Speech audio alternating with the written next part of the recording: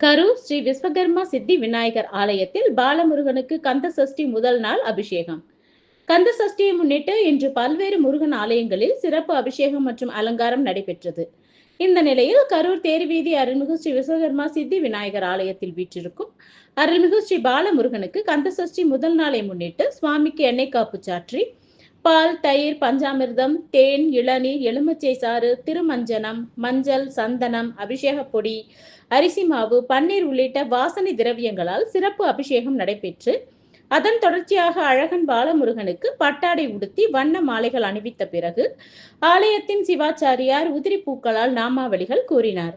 அதனைத் தொடர்ந்து சுவாமிக்கு தீபங்கள் காட்டப்பட்டு நைவேத்தியம் சமர்ப்பிக்கப்பட்டு பஞ்ச கற்பூர ஹாரதியுடன் மகா தீப ஆராதனை நடைபெற்றது.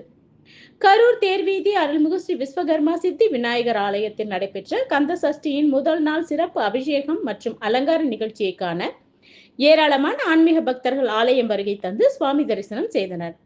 நிகழ்ச்சியின் ஏற்பாட்டை ஆலய நிர்வாகிகள் மற்றும் சிவாச்சாரியார் சிறப்பான முறையில் செய்திருந்தனர்.